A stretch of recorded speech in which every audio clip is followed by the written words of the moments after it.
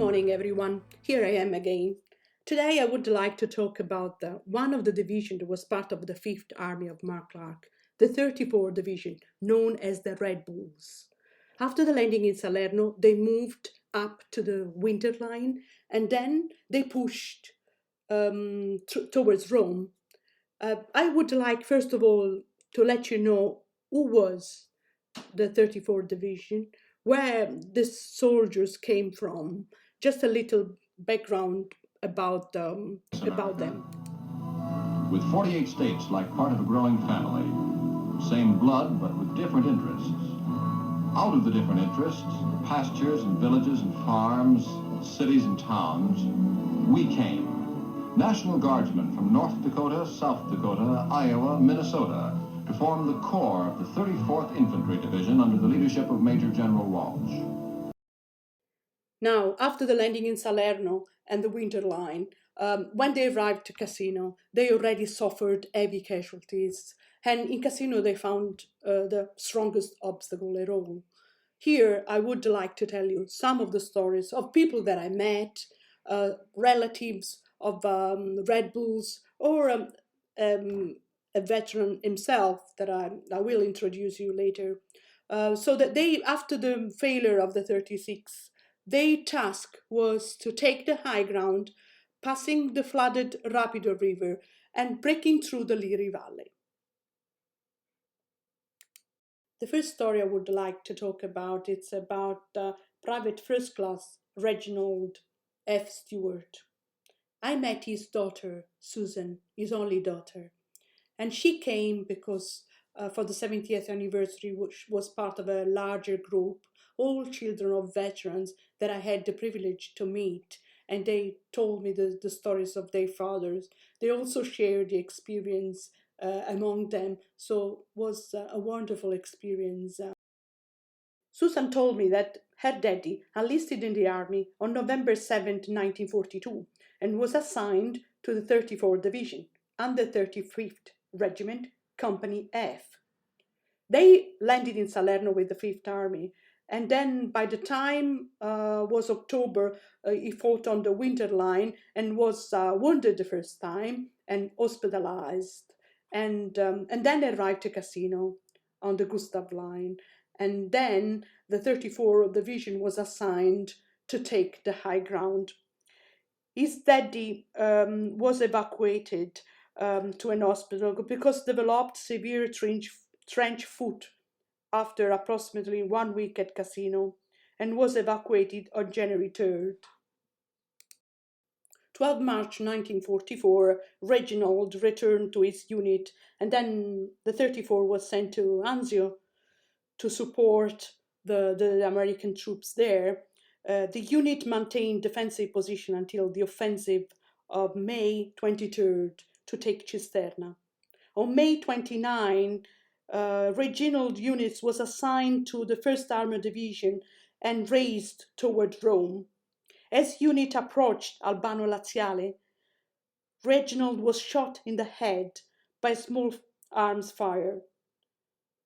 His father never told anything to Susan, but she knew the story, and the only thing she knew a story from a cousin, from a male cousin, and the only thing that her daddy told her that had he made it to the top of the hill in Albano, and he would have been looking down on Rome. We can imagine the wonder of Reginald looking at this wonderful scenery, and bless him for what he did for us. Susan learned many years later that his dad was knocked out by the wound. The bullet had broken through Reginald's helmet, pierced his skin, but did not enter his skull. The unit thought he had died, so assigned the soldiers to graveyard duty began to nail Reginald into a coffin. The noise awakened him, startling both the soldiers on graveyard duty and Reginald. Now Susan jokes that she's just one nail away from not existing. consequences of the war were hard for Reginald. He suffered from post traumatic stress as a result of his wartime experiences, although it was not called that during World War II.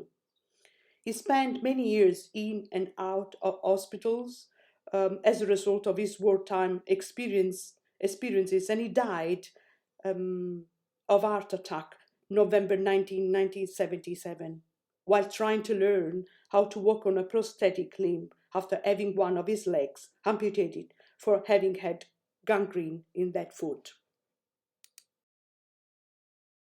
Susan was only 22 years old when that happened, and she misses him to this date. Reginald donated his body to Vanderbilt Hospital because he was treated by Vanderbilt doctors. After serving time as a medical school cadaver, his body was cremated. His remains and those of his wife are now resting in a columbarium at Arlington National Cemetery. You know, we wouldn't know the stories of those veterans reading a book of the battle. So my aim is to remember them, to honor their sacrifice. May Reginald rest in peace. I met Sherry for the 75th anniversary of Salerno in September 2018. She was part of a group, of my group of the 75th anniversary, and all of them have amazing stories. Some of them didn't know much about what happened to their father, what they've been through, because they didn't want to talk about that. And it's normal. That was a war that affected everyone, and they didn't want to talk with their children, and that's why they came here. And I try to answer their questions and to let them know that their father really wrote an important page of our common history. Earl didn't talk about the war to Sherry or to the other children, but Sherry has an interesting story that was told there by her brother about an episode that happened during the war. She said when Dad was in combat, he and some of his fellow soldiers were in an old hotel very early in the morning. They'd been there most of the night. Nothing was moving around, and it was very quiet. He could smell coffee from down the street from the mess. He left the hotel, and down the street he went for coffee. The Germans started shelling the area again, and he went back to the hotel to find out a shell had hit the hotel on the side where he was. The hotel was destroyed, and all his buddies were killed. For the rest of his life, whenever he wanted a cup of coffee, he would stop whatever he was doing and go and get one. We know that he was wounded during the Battle of Cesena, June 30th, 1944. That was well after the liberation of Rome. After he recovered, he worked at the 7th Station Hospital as a medical technician near Livorno in Italy. Here a picture of Earl D. Robinson in Rome, in Piazza della Repubblica. And here a picture of Sherry in the same pose, at the same spot in 2018. We must imagine how it was like for them to be so far away from home, so far from the loved ones.